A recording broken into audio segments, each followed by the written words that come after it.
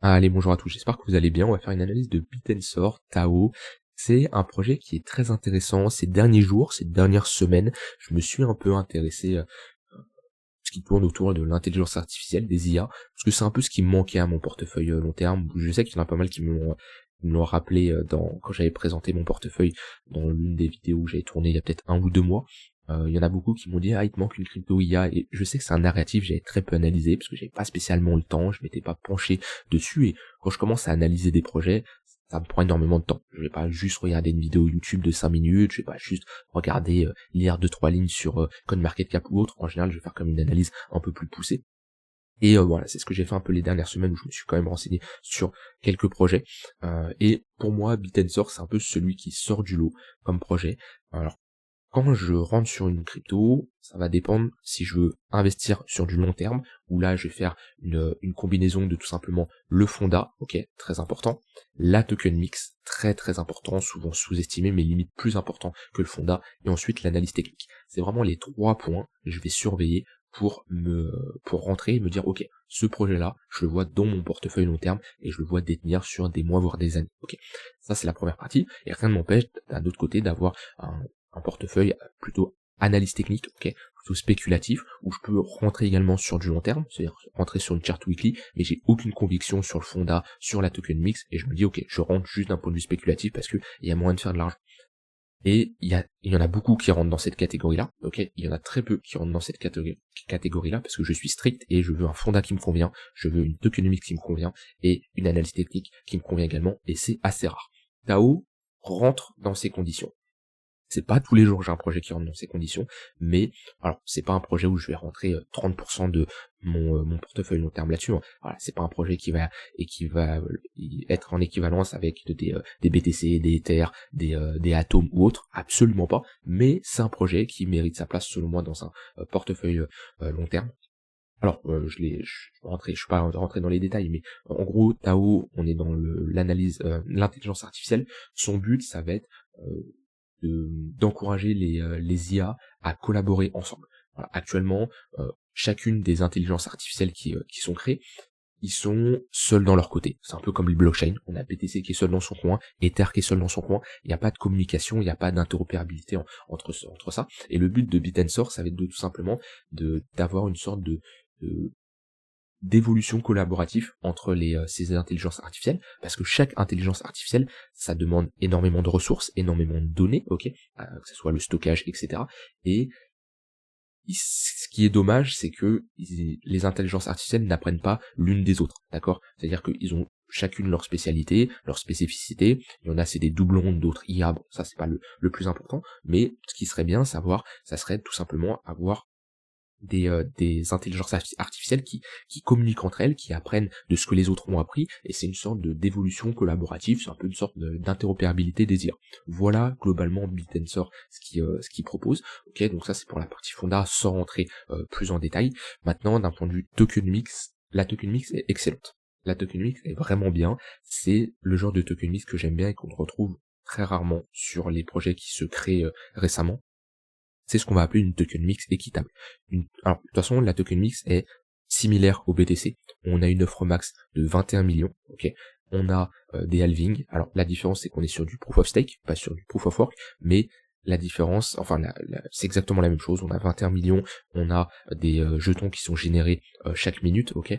On a, si je dis pas de bêtises, l'inflation de la prochaine année est de 50% environ. Et voilà, c'est tout simplement on a une offre max et on sait que l'inflation tendra vers zéro au fil du temps. Et surtout, pourquoi c'est une token mix équitable? Il n'y a pas eu d'ICO, il n'y a pas eu de préminage. C'est-à-dire que les tokens qui sont créés sont voilà, c'est un projet qui est décentralisé dans le sens où il n'y a pas 20% qui est possédé par l'équipe, 20% qui est possédé par la fondation ou autre, qui peut dump les tokens sur la gueule des investisseurs. Non, et c'est ça le problème, c'est ce qui manque sur énormément de projets, c'est une token mix qui est équitable, une distribution qui est équitable. Et le fait qu'il n'y a pas eu de préminage, le fait qu'il n'y a pas eu d'ICO, eh ben, tous les tokens sont offerts au public, même les fondateurs n'ont pas pris de tokens, il n'y a rien eu, c'est une token mix équitable. Et c'est ce qui manque, comme je l'ai dit, sur la plupart des projets. Et c'est ce qui fait qu'on a une excellente token mix de ce côté-là, avec une offre max et pas avec des déblocages de jetons qui vont être de plus de 20% d'un coup, comme ça, l'équipe qui va pouvoir dump les tokens sur la gueule de tous les investisseurs. C'est ce qu'on veut éviter en général quand on se place sur un projet sur le long terme. Donc voilà, alors on est qu'au début, on est qu'à 25% de l'offre en circulation, mais dans tous les cas, on n'est pas sur une inflation, on va débloquer 10 millions de tokens comme ça du jour au lendemain. Plus le temps passe et plus l'inflation se rapproche de zéro, tout simplement. Donc le fondationnellement est bon, la token mix est bonne, ce qui manque c'est l'analyse technique. La technique plutôt, elle est pas incroyable dans le sens où j'ai du mal à me positionner ici. Pour moi, on n'est pas dans une bonne zone, compliqué de se positionner après une telle performance. Alors je sais, j'arrive tard et on peut pas arriver toujours au bon moment parce que voilà, comme je dis, il y a énormément de projets, il y a énormément de narratifs, je peux pas être partout, je peux pas et analyser des projets et suivre les projets en cours et participer à des airdrops et trader et faire des vidéos sur YouTube, je peux pas être partout. Voilà, donc c'est pour ça des fois j'arrive tard. Et ben quand j'arrive comme ça, ce que je vous enseigne et je l'applique également pour moi, c'est je ne peux pas me positionner sur une charte qui est autant verticale. Donc j'espère, et je ne vais pas courir après le prix, si on l'a, tant mieux, si on l'a pas, tant pis, des opportunités, il y en aura d'autres, j'aimerais bien un retour dans ma zone de rechargement long terme. Voilà. Comme je le dis, hein, ce que je vous dis tous les jours, que ce soit sur vos cryptos à vous, sur d'autres cryptos, ou même sur nos cryptos où on se place ensemble, je le pratique également, et moi je ne me vois pas me positionner à l'heure actuelle.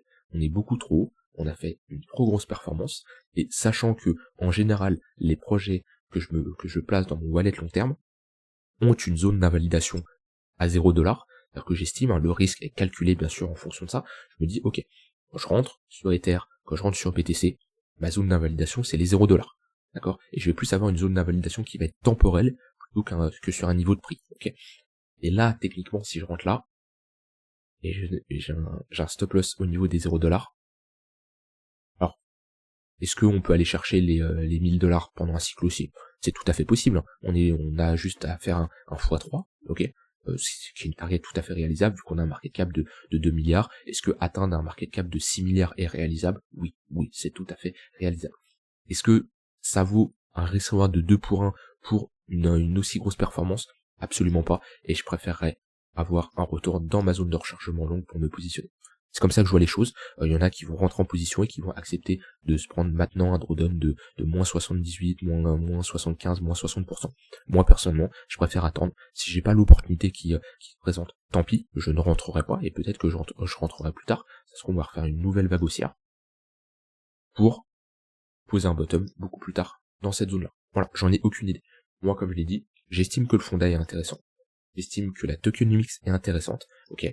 Comme je dis, c'est pas un projet qui va valoir un BTC, un Ether, un Cosmos. Je ne mettrai pas 30% de mon capital là-dedans, mais ça a le mérite d'avoir 2-3% de mon capital. Maintenant, j'attendrai qu'on aille chercher ma zone qui m'intéresse. Pour le moment, il n'y a pas de signaux de retournement. On est dans une dynamique haussière. Les creux et les sommets sont de plus en plus hauts. On a des ranges restés par des tendances haussières. Qu'est-ce que ça signifie? Ça signifie qu'on a plus de chances de les casser à la hausse. Et pour le moment, voilà, on est toujours dans des ranges. On fait des pullbacks sur nos précédents ranges, qui étaient un niveau de résistance, qui fait maintenant un niveau de support. Ici, il pouvait y avoir un setup de long, avec, alors, on est dans un range, donc on va plutôt chercher à acheter le bas de range et prendre des profits milieu de range, voire haut de range. Mais ici, prise de liquidité, réintégration, il pouvait y avoir un signal encourageant. Maintenant, je viens de voir quelque chose que je n'avais même pas vu avant. On a une divergence baissière en daily qui est validée depuis un moment, un peu comme le BTC, donc attention. Attention, vous voyez, il y a une différence entre ici, être dans une dynamique haussière avec un momentum fort, ok. Ici, être dans une dynamique haussière avec un momentum fort. Techniquement, on peut avoir une continuation. Et ici, être toujours dans une tendance haussière, mais avec un momentum qui s'affaiblit. Ce qui nous indique tout simplement, attention, on va pas spécialement se retourner, mais là on a des acheteurs qui sont beaucoup plus faibles, et on a un momentum qui redevient bearish. Tant qu'on n'a pas une structure, une pattern de distribution, et on peut toujours chercher des targets plus hauts, mais méfiance. Pour le moment, le momentum devient bearish. Moi, dans tous les cas ici, j'ai pas spécialement de setup de long.